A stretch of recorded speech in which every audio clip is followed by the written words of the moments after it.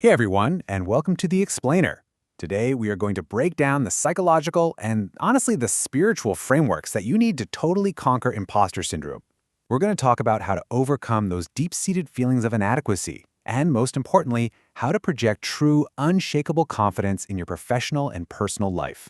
So if you've ever felt like your own mind is your absolute biggest obstacle, well, you are in exactly the right place. Okay, let's just dive right into this by starting with a quote that, well, it might sound a little too familiar to some of us. If I succeed, it means everything to me. If I fail, I'm done for. This was actually the desperate plea of a 40-year-old businessman right before the single most important business deal of his life.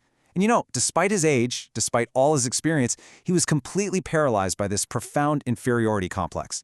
He felt like he was constantly repelling success because, in his words, he was practically drinking fear thoughts. It's a tragic place to be, right? But as we're going to see today, it is entirely curable. So here is our roadmap for today. We'll be covering the roots of inadequacy, how fear sabotages success, why attitudes are greater than facts, evaluating personal assets, spiritual affirmation, and finally, some really actionable steps for building confidence. Let's start with Section 1, the roots of inadequacy, and where self-doubt really begins. It's wild to think about, but feelings of deep inadequacy almost always stem from the misty past of our childhood. This timeline brilliantly illustrates the author's own very vulnerable journey. So as a 10-year-old boy, he was painfully thin and he just wanted to be tough. To fix this, by age 15, he's consuming literally thousands of chocolate sundaes and milkshakes, just trying to gain some weight. It doesn't work. But then suddenly, at age 30, his metabolism completely shifts and he's bulging at the seams, which of course leads to agonizing weight loss at 32 just to get back to a respectable size. Now, what's really fascinating here is how early obsessions, like over physical appearance or maybe constantly being compared to a really brilliant older sibling, create this sort of emotional violence. These childhood insecurities erect massive power barriers in our personalities, and they will haunt us well into adulthood if we leave them unchecked. Moving on to Section 2, how fear sabotages success, specifically looking at the workplace toll. Consider the reality of this specific administrative assistant. This guy's smart, he's capable, and his executive boss highly trusts him with crucial inside company information. But to compensate for his own deep insecurities, he talks way too much. He actually leaks private company secrets. Now, why would he do that? Well, this young man was reared in poverty, and he felt deeply inferior to his fraternity-educated, wealthy peers at work. So the crucial takeaway here is that his subconscious mind created a compensatory mechanism. He actively sabotaged his own career and leaked secrets for no other reason than to just parade his knowledge and elevate his ego in front of his associates. It's a textbook example of how unaddressed feelings of inadequacy can directly and severely damage our workplace performance. Which brings us to Section 3, attitudes are greater than facts, and the power of shifting your perspective. The famous psychiatrist Dr. Carl Menninger once noted that attitudes are more important than facts. And wow, that is a profound truth. Any fact facing us, no matter how seemingly hopeless or overwhelming it looks, is just not as important as our attitude toward that fact. Think about it. A pessimistic thought pattern can completely defeat you before you even act. But if you maintain a confident attitude, you can actually modify or sometimes overcome difficult facts entirely. The fact itself is really just a hurdle. Your attitude dictates whether you're going to jump over it or just turn around and go home.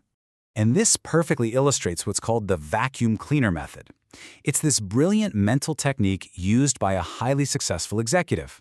Here's how it works.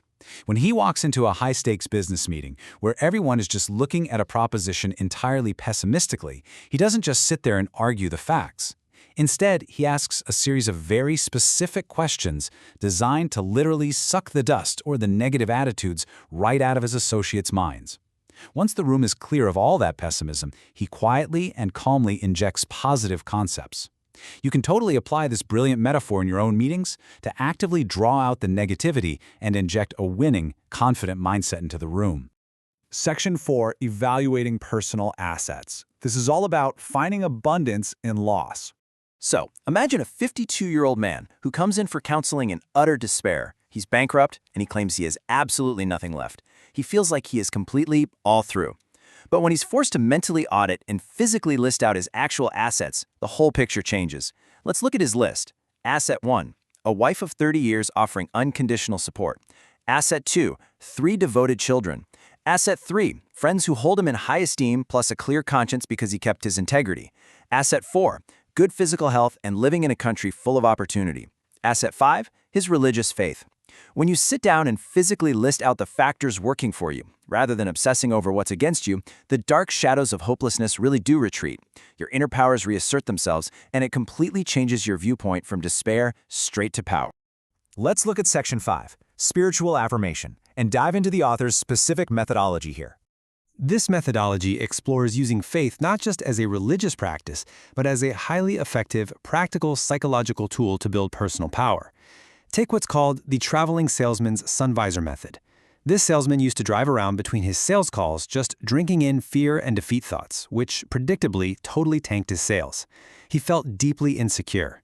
So, to fix this, he fastened a clip to his car's instrument panel and placed these small cards with Bible verses on them.